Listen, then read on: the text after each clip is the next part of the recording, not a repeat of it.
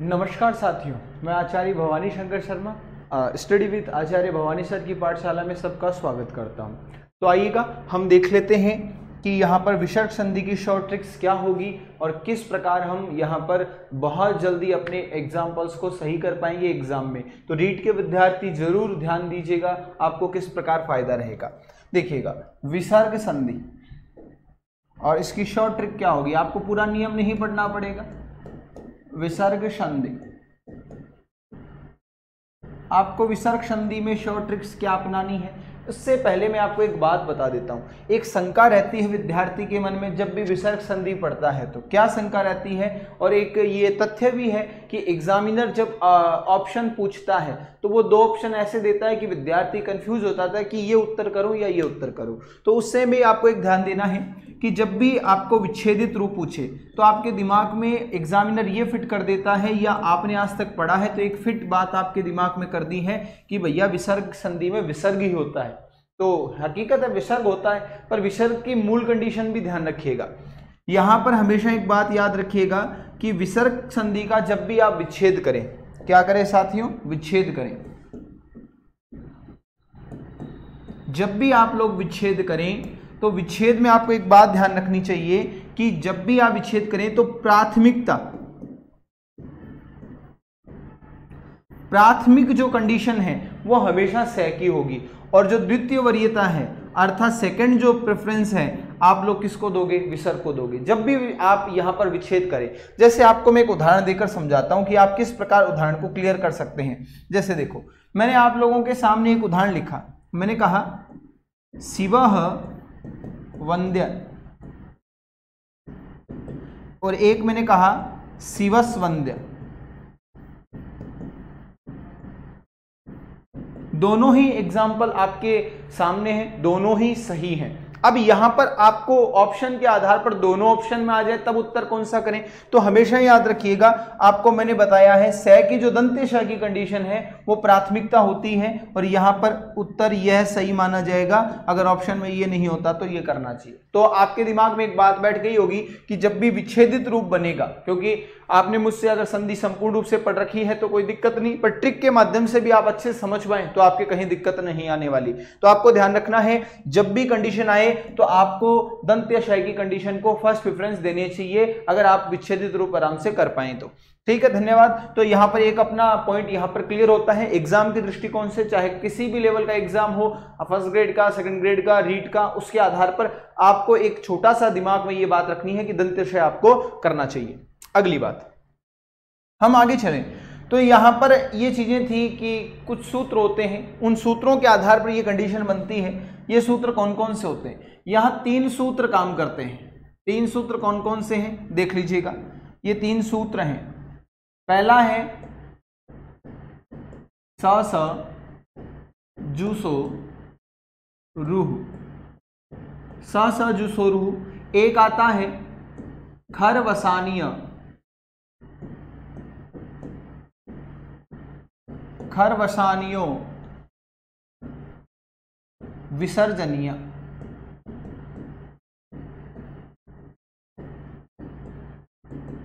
और तीसरा सूत्र आता है विसर्जनीयस्य से, विसर्जनीयस्य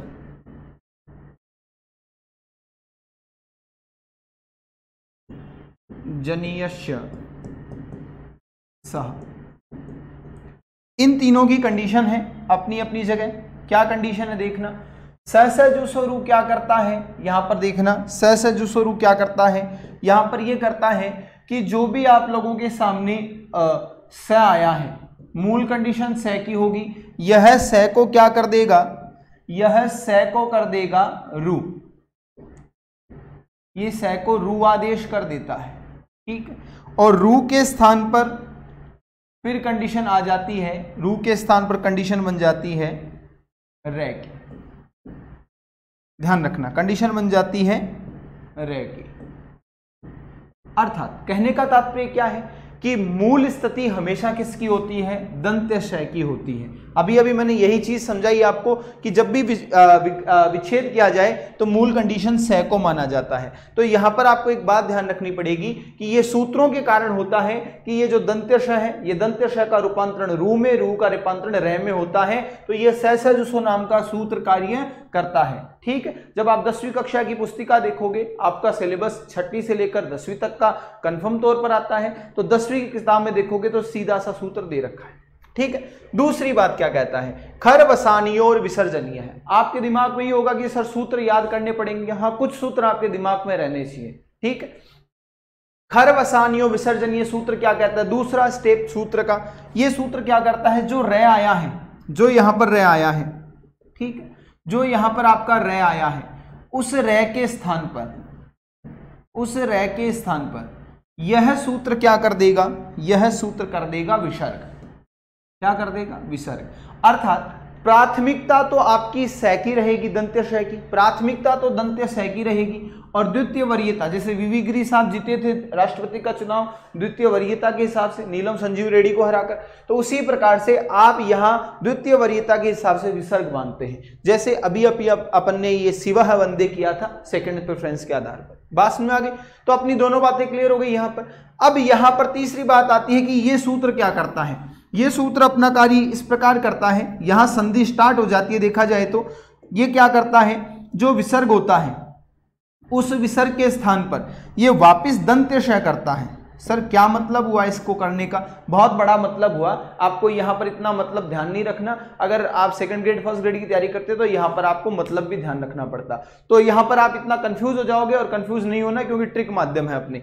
तो अपन विसर्ग के स्थान पर स, क्योंकि पूछेगा भी नहीं एग्जामिनर, विसर्ग के स्थान पर स किया जाता है, और इस स के स्थान पर आप जैसे ही इसके आगे जो भी वर्ण होता है इसके आधार पर यहां पर हम सत्व विसर्ग संधि का नामकरण करते हैं, और तीनों स की कंडीशन अपन देखते हैं। अर्थात इसके आधार पर हम इसको स तालव्य भी बना देते हैं, इसको आप दंत्य भी बना देते हैं, और इसको आप मूर्धन्य भी बना देते हैं। कहने का तात्पर्य ये है ना।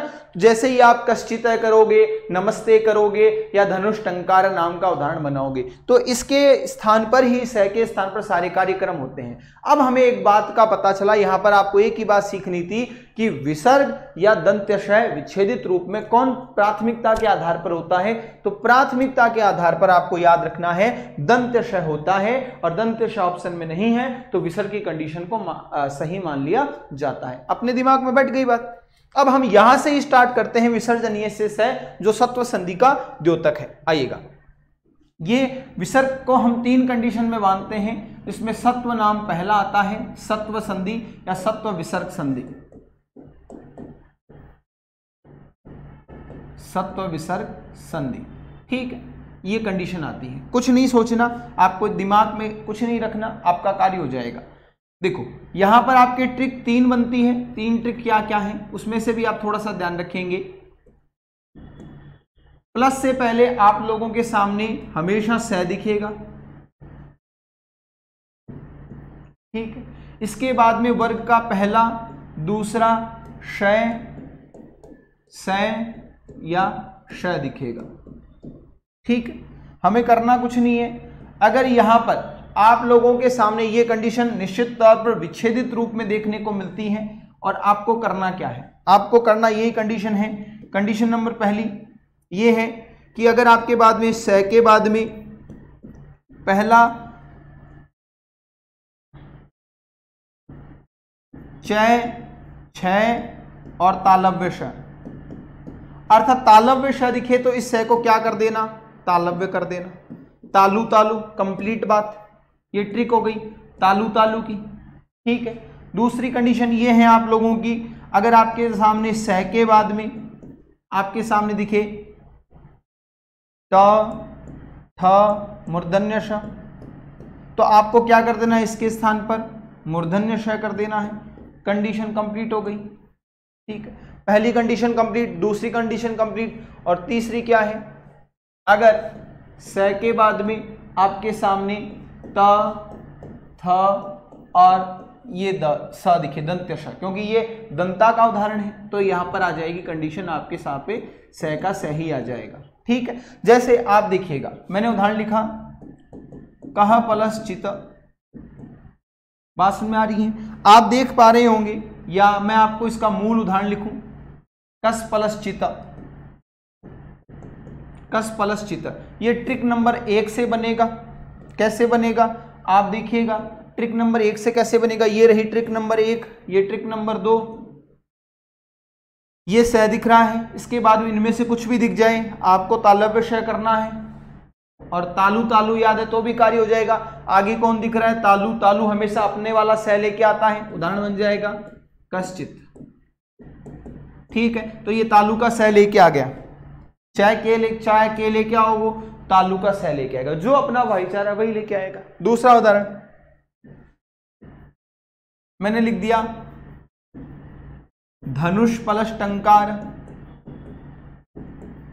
धनुष प्लस टंकार है। तो यहां पर देखिएगा आप लोगों के सामने स तो दिख रहा है, मूल कंडीशन में है, और आगे क्या दिख रहा है, मूर्धा का ट दिख रहा है। मूर्धा अपने स को लेके आएगा, सिंपल सी बात है, उदाहरण बन जाएगा धनुष टंकार। ये आपका नंबर 2 ट्रिक कंप्लीट होती है। कोई भी उदाहरण आए आप आराम से कर पाएंगे, ठीक है, आराम से हो जाएगा। और तीसरी कंडीशन अगर मैं देखूं तो तीसरी कंडीशन अपनी बन के आती है, ये रही,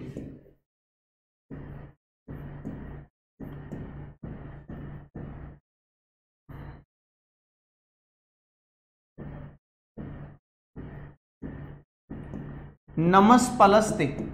ठीक है, यहां पर देखो स दिख रहा है, उसके बाद में त दिख रहा है ना। स के स्थान पर क्या आएगा सर, स ही आएगा, क्योंकि आगे दंत्य तो दंत्य स लेके आएगा, उदाहरण बन जाएगा नमस्ते। ये बात कंप्लीट हो गई साथियों। कहने का तात्पर्य ये है कि दंत, यहां पर कहने का तात्पर्य यहां से आप देख लो, हमेशा तालु हमेशा किसको लाएगा, तालु को लाएगा। तालु हमेशा किसको लाएगा, तालु को लाएगा। तालु हमेशा तालु को लाएगा, दंत हमेशा दंता को लाएगा, और मूर्धा हमेशा मूर्धा को लाएगा। ये अपने अपने भाईचारे को लेके आएंगे। तो ट्रिक हमारी यही बनती है, तालु तालु साथ में रहेंगे हमेशा, दंता दंता रहेंगे, मूर्धा मूर्धा रहेंगे। जिस प्रकार यहां पर आपने देखा होगा, ये तालु तालु साथ में है, दंता दंता साथ में है, और यहां मूर्धा मूर्धा साथ में है। तो ट्रिक अपनी बन गई कि ये तीनों जो है तालु, मूर्धा और दंता, ये तीनों विसर्ग संधि का निर्माण करते हैं। बात कंप्लीट हो गई, अपनी कंप्लीट हो गई ये बात, अर्थात अपनी सत्व विसर्ग संधि कंप्लीट हो गई है तालु तालु, मूर्धा मूर्धा और दंता दंता से। ठीक है, आगे चलो। एक कंडीशन आती है जिसमें आप लोगों के सामने एक स्थिति देखने को मिलती है कि स के बाद में क, ख, प और फ, ये कंडीशन देखने को मिलती है, क्योंकि आपने च छ देख लिया, ट ठ देख लिया, त थ देख लिया, अब आप क ख भी देखोगे और प फ भी देखोगे, कोई दिक्कत नहीं है ना। तो पांचों वर्ग हो जाएंगे। ठीक है, च हो गया, ट वर्ग हो गया, त वर्ग हो गया, क वर्ग और प वर्ग ही बचा था, ये यहां पर कंप्लीट हो जाएगा। ये कंडीशन क्या होती है, दो प्रकार से बनती है, एक लौकिक उदाहरण बनते हैं तो एक वैदिक उदाहरण बनते हैं। एक बनता है लौकिक उदाहरण, एक बनता है वैदिक उदाहरण। देखो लौकिक और वैदिक उदाहरण किस प्रकार बनते हैं, इसको आप समझ लेना। लौकिक और वैदिक उदाहरण बनते हैं, यहां पर लौकिक और वैदिक उदाहरण कैसे बनते हैं आपको समझना है। अगर आपके सामने क ख प फ आ जाए तो आपको करना, लौकिक उदाहरणों में क्या करना है, जो भी आपका स रहेगा प्लस से पहले, है ना, उस प्लस से पहले स को हमेशा लौकिक उदाहरण में विसर्ग का रूप देना है, और कुछ नहीं करना, केवल विसर्ग कर देना है, उदाहरण वैसे का वैसा बन जाएगा। वैदिक उदाहरण में इस स को किसका रूप देना है, वैदिक उदाहरण में इस स को आपको देना है अर्ध विसर्ग का रूप, ये अर्ध विसर्ग, ये अर्ध विसर्ग का रूप देना है, आपका उदाहरण कंप्लीट हो जाएगा। अर्थात दोनों उदाहरण सही बनते हैं। ये विकल्प भाव पक्ष होता है, ये भी बनता है, बनेगा उदाहरण तो भी सही है, और ये बनेगा तो भी सही है। बात समझ में आई, ये रहा आपका अर्ध विसर्ग। ये अर्धविसर्ग होता है। बात समझ में आई? आपने मुझसे उपधमानिया नाम औष्ठ और आपका जीवामूल्य से जीवामूलम पढ़ा होगा बढ़िया तरीके से। तो आप यहां पर देखेंगे कि स की कंडीशन के आधार पर हम देखेंगे कि विसर्ग होगा, जो भी उदाहरण सही माना जाएगा, और यहां स के स्थान पर अर्धविसर्ग हो जाएगा तो भी सही माना जाएगा। पर यह उदाहरण वैदिक होंगे, वैदिक संस्कृत के होंगे, और ये लौकिक संस्कृत के होंगे। एग्जामिनर पूछ सकता है इनमें से कौन सा सही है, तो ये दोनों हो तो दोनों सही माने जाएंगे। जैसे सर उदाहरण बताना, इनके उदाहरण देख लो। मैंने कहा आपके सामने बालस पठति, एक उदाहरण लिख दिया बालस पठति, कोई दिक्कत नहीं सर। ये रहा स, ये रहा प। हमें पता है सर च, छ, ट, ठ, त, थ आए तो हमें क्या करना है, और क, ख, प, फ आए तो हमें क्या करना है। हमें दो उदाहरण बनाने, एक तो बनाना है लौकिक, और सर एक हमें बनाना है वैदिक। सर लौकिक उदाहरण कैसा बनेगा और वैदिक उदाहरण कैसा बनेगा? साथियों लौकिक उदाहरण आपको पता चल गया होगा, बालह पठति बनेगा, एक प्रकार का वाक्य ही है। बात समझ में आ रही है? तो संधि वाक्यों के आधार पर भी यहां बन रही है बालह पठति, और एक बन जाएगा बालह अर्धविसर्ग पठति। ठीक, ये बन गया। बात समझ में आई? ये दोनों उदाहरण सही हैं आपके हिसाब से, लौकिक और वैदिक के हिसाब से। कंप्लीट बात। इसी प्रकार से कोई भी उदाहरण बन गया है ना, जैसे मैंने कह दिया आपके सामने बालह खादति, तो बालश खादति, बालश खादति। तो यहां आप देखेंगे श है और ख है, तो आपको करना कुछ नहीं है, एक तो बनाना है लौकिक उदाहरण और एक बनाना है वैदिक उदाहरण। लौकिक क्या बनेगा, वैदिक क्या बनेगा? लौकिक बनेगा आपका बालह खादति, और वैदिक बनेगा आपका बालह अर्धविसर्ग खादति। तो आशा करता हूं आपको ये चीज समझ में आ गई होगी, है ना। तो यहां पर अपने दिमाग में ये बात बैठ गई होगी। आज लाइव क्लास इसलिए नहीं हो पाई क्योंकि बीच में कुछ लाइट वगैरह चली गई थी, तो अपन ये क्लास में अपलोड कर रहा हूं, तो आप जरूर ध्यान रखिएगा और पढ़िएगा।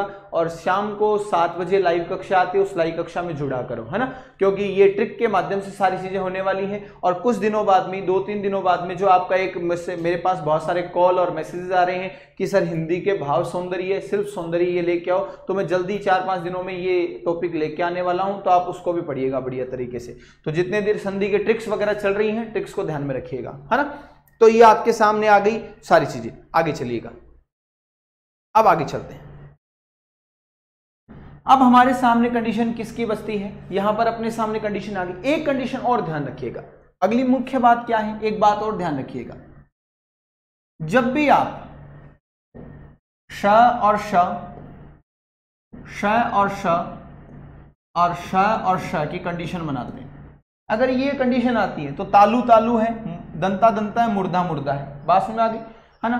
तो ये तालु तालु है, दंता दंता है और मुर्दा मुर्दा है, ये कंडीशन आपको दिख रही है। जब भी दोष है साथ में आए तो इनके हमेशा उदाहरण जो बनेंगे, इनके जो एग्जाम्पल बनेंगे, ये हमेशा विकल्प से बनेंगे। विकल्प से बनेंगे। विकल्प से क्या बनेंगे? एक कंडीशन में तो शय और शय की कंडीशन रहेगी, ठीक है, विसर्ग संधि का उदाहरण बनेगा। और दूसरा बनेगा यहां पर केवल क्या हो जाएगा, विसर्ग हो जाएगा। और विसर्ग के बाद में आप जो चाहे स है वैसे का वैसा ही रखोगे। ये दोनों उदाहरण सही माने जाते हैं। उदाहरण के रूप में समझिएगा, जैसे मैंने कह दिया आप लोगों के सामने एक उदाहरण लिखा, निष्प्लस शुल्क, ठीक, नि प्लस शुल्क है, निशुल्क। तो यहां पर देखिएगा श दिख रहा है, आगे श दिख रहा है, इसको देखेंगे तो उदाहरण बनने वाला था अपना स को हो जाएगा, तालु तालु हो जाएगा, निशुल्क, ये बनने वाला है। तो ये तो सही है का है ही, पर दूसरा उदाहरण इसका ये भी माना जाएगा सही, निःशुल्क, ये भी सही है। बात समझ में आ गई। तो इसकी दोनों कंडीशन सही होती हैं, ये भी, और विसर्ग प्लस है जो भी कंडीशन है वो भी सही होती है, ध्यान रखिएगा। तो आपको इस उदाहरण के माध्यम से ये अगली पॉइंट भी समझ में आ गया होगा कि एग्जामिनर हमें कभी भी सह का उदाहरण देकर पूछे तो विसर्ग संधि का उदाहरण तो है ही है, पर दो इसके तरीके बनते हैं, एक विसर्ग युक्त भी बनता है और एक सह के युक्त भी बनता है, तालव्य हो चाहे दंत्य हो चाहे मूर्ध्य हो। है ना। ये बात आपको समझ में आ गई होगी। आगे छोटा सा सिंपल सी बात पड़ी है, क्या बात पड़ी है, आओ हम देखते हैं। आगे हमारे सामने दो चीजें बचती हैं, एक बचती है उत्व संधि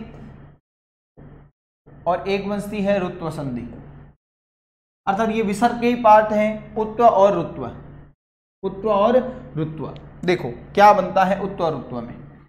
उत्व में होता क्या है, आपको ट्रिक नंबर पहली ये ध्यान में रखनी है, वहां पर उत्व संधि माननी है। हमेशा याद रखिएगा इस ओ के बाद में आपको अवग्रह चिन्ह देखने को मिलेगा, इस ओ के बाद में हमेशा आपको अवग्रह चिन्ह देखने को मिलेगा। जैसे मैंने कहा शिवो अर्च, शिवो अर्च आपके सामने देखने मिलेगा, शिवो अर्च, ये कंडीशन देखने को मिली शिवो अर्च। तो निश्चित तौर पर शिवो अर्च में आप देख पाएंगे कि यहां पूर्व रूप कार्य तो हुआ ही है, पूर्व रूप कार्य हुआ तो है, पर साथ में यहां मूल शब्द शिवस बनेगा, शिवस प्लस अर्च्य, तो यहां उत्व संधि का उदाहरण देखने को मिलेगा। ठीक है, और इसका सेकंड जो पॉइंट होता है वो ये होता है, ओ के बाद में आपको इसके साथ ही तीसरा, चौथा य व र ल और ह ये भी देखने को मिल सकते हैं। अगर ये भी देखने को मिले य व र ल ओ के बाद में, तो भी वहां उत्व विसर्ग संधि मानी जाएगी। जैसे उदाहरण मैंने कहा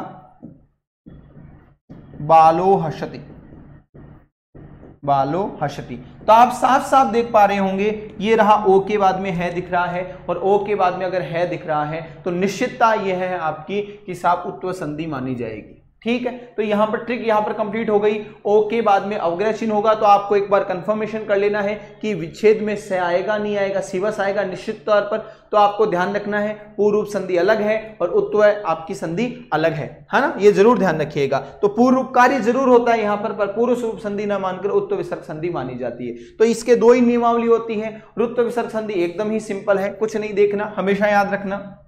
यहां पर आपको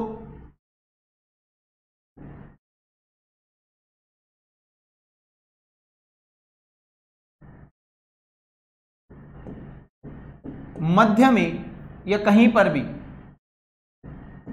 आपको आधा र देखने को मिलेगा, आधा र, ये जरूर ध्यान रखना, आपको आधा र देखने को मिलेगा। कंडीशन सीधी सी है, आप तुरंत समझ पाएंगे। अगर कोई भी उदाहरण आपको देखने को मिल रहा है वहां पर आधा र जरूर देखने को मिलेगा, और आधे र से पूर्व आपको अ या आ स्वर देखने को मिलेगा। अगर ये देखने को मिलता है और उसके बाद में वही तीसरा चौथा यवरल देखने को मिल सकता है, कोई दिक्कत नहीं, पर यहीं से भी पहचान जाओगे, दिक्कत की आवश्यकता नहीं है। अगर ये देखने को मिले तो वहां रुत्व संधि मानी ही जाएगी, ये जरूर ध्यान रखिएगा। कैसे, जैसे मैंने कह दिया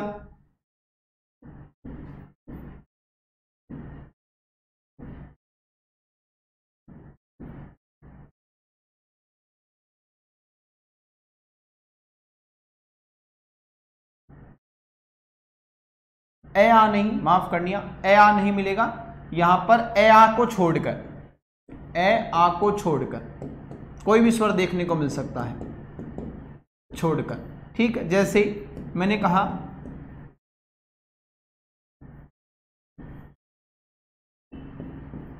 आयुर्विज्ञान, मैंने एक उदाहरण लिखा आयुर्विज्ञान, ए आ को छोड़कर कोई भी स्वर, ई ऊ री री कुछ भी देख, ई ऊ री, ज्यादातर ई ऊ देखने को, री देखने को मिलता है। तो आयुर्विज्ञान आप यहां पर कंफर्मेशन कर लेंगे साथियों कि देखो रे दिख रहा है क्या, ये रे दिख रहा, इससे पहले जस्ट पहले क्या दिख रहा है, ए या आ तो नहीं दिख रहा सर, नहीं दिख रहा। अगर ए या आ नहीं दिख रहा सर, यहां ऊ दिख रहा है, तो निश्चित तौर पर यहां पर संधि कौन सी होगी, रुत्व विसर्ग संधि। या तो नियम याद करो या एक तरीका ऐसा याद कर लो जिससे कंप्लीट हो जाए। जैसे कोई उदाहरण और देखो, यहां पर आपको समझ में आ जाएगा। गुरोर भाषणम, मैंने कहा गुरोर भाषणम, तो आप देखिएगा गुरोर भाषणम, ये र देखने को मिल रहा है, और र से पहले आपको ए या आ नहीं देखने को मिल रहा। निश्चितता हो गई कि सर यहां पर आपके सामने संधि यही है ना। आपके सामने एक उदाहरण लिखता हूं, मनोरंजन, मनोरंजनम, है ना, मनोरंजनम एक उदाहरण लिखा। तो मनोरंजनम में देखिएगा आपके सामने रे दिख रहा है, रे से पहले क्या दिख रहा है, ओ दिख रहा है, है ना। तो आप यहां पर कंफर्मेशन कर लेना कि यहां पर रे नहीं है, आगे आधा, यहां रे पूरा है। गलती से ये संधि मत कर देना। देखो रे पूरा है, यहां रे आधा है, ओ दिख रहा है, यहां पर भी ओ दिख रहा है, पर यहां पर थोड़ा सा कंफर्मेशन जरूर कर लेना कि साहब रे आधा है या पूरा है। यहां रे पूरा है इसलिए यहां ओ दिख रहा है, अर्थात यहां पर संधि जो हुई है वो उत्व संधि हुई है, और यहां पर हुई है वो कौन सी हुई है, ऋत्व संधि हुई है। ये कंफर्मेशन कर लेना। तो आपकी बात यहां पर कंप्लीट होती है पूरी की पूरी, ठीक है। अब एक नियम और बनता है, एक शब्द आता है, एक नियम आता है, रे के बाद में अगर रे हो, एक नियम इसको थोड़ा सा अलग से बता रहा हूं। रे के बाद में रे हो तो क्या करना चाहिए। देखो रे के बाद में रे हो तो आपको एक कंडीशन ध्यान में रखनी पड़ेगी। अगर किसी भी उदाहरण में रे के बाद में रे है तो आपको एक कंडीशन ध्यान में रखनी पड़ेगी। रे से पूर्व जो भी स्वर है, जो भी स्वर है उसको हमेशा याद करना, ह्रस्व कर देना है। क्या कर देना है, ह्रस्व कर देना है। और आपको रे का लोप कर देना है। रे का क्या कर देना है, लोप कर देना है। ये जरूर ध्यान रखना, एक रे का लोप कर देना है और उससे पहले जो स्वर है उसको ह्रस्व कर देना है। कैसे, जैसे देखो मेरे सामने एक उदाहरण आया, अंतर प्लस राष्ट्रीय।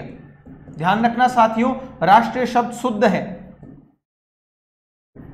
राष्ट्रीय शब्द शुद्ध है। राष्ट्र पाराद गखव सूत्र से यहां प्रत्यय होता है और यहां राष्ट्रीय शब्द बनता है। तो ध्यान रखिएगा राष्ट्रीय में ई की मात्रा यही आती है। पर हिंदी व्याकरण में हम जब पढ़ते हैं तो वहां पर एक बोलचाल की माध्यम से या जो व्याकरणाचार्य उनके एक बोलचाल में परिवर्तन होकर एक राष्ट्रीय बन गया। ई दीर्घ होता है, हिंदी में मानक दीर्घ मानते हैं, पर हकीकत जो शुद्धता है संस्कृत व्याकरण, जो ओल्ड इज गोल्ड की बात करते हैं वह यही है। राष्ट्रीय शब्द में ह्रस्व ई होता है, ये जरूर ध्यान रखिएगा, है ना। तो अंतर प्लस राष्ट्रीय शब्द आता है आप लोगों के सामने। तो आप देखेंगे साथियों ये रे दिख रहा है और आगे भी रे दिख रहा है। तो आपको करना क्या है, सॉरी यहां दीर्घ कर देना है, दीर्घ, ह्रस्व नहीं दीर्घ, यहां दीर्घ कर देना है।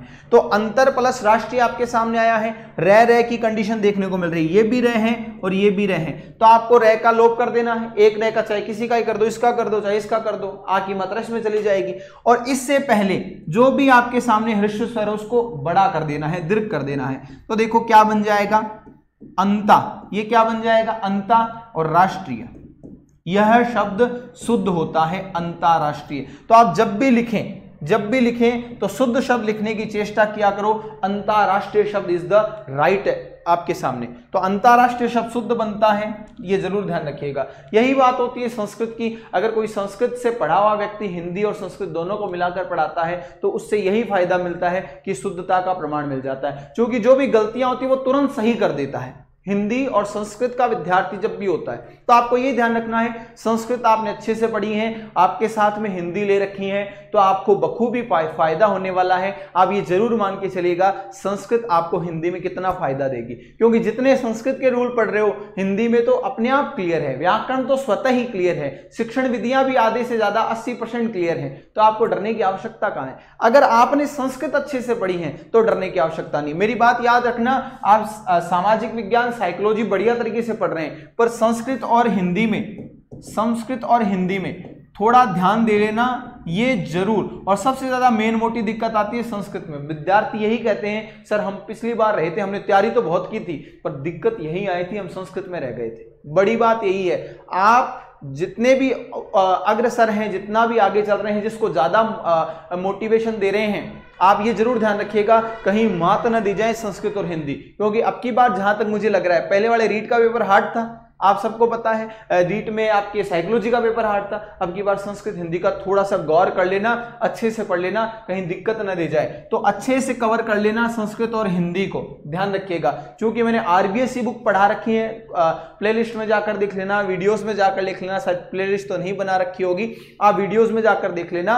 वहां पर मैंने संस्कृत और संस्कृत में जो आरबीएसई पैटर्न है 6, 7, 8, 9, 10th, 11th, 12th जहां तक मैंने पाठ लिए हैं, उन पाठ में से संधि के अलग से, समास के अलग से, प्रत्यय के अलग से, सबके उदाहरण करवा रखे हैं। जितने भी पाठ में आए हुए हैं उससे बाहर क्या जाएगा। अगर जिसने मेरा वीडियो देखा है वो खुद आकर बोलेगा कि सर जो आपने कराया वो उत्तर आएगा, क्यों, मैंने कोई बड़ी तोप थोड़ी की है, मैंने तो वही उदाहरण बस समझाया है, तरीका वही है। तो जरूर ध्यान रखिएगा, तैयारी बढ़िया लेवल पर करते रहिएगा। ये आपका अपलोडेड वीडियो था। तो आज के आनंद की जय हो और बोल बालाजी महाराज की जय हो। तो कल मिलते हैं 7 बजे लाइव शाम को, जरूर ध्यान रखना और ज्यादा से ज्यादा शेयर किया करो भैया। धन्यवाद।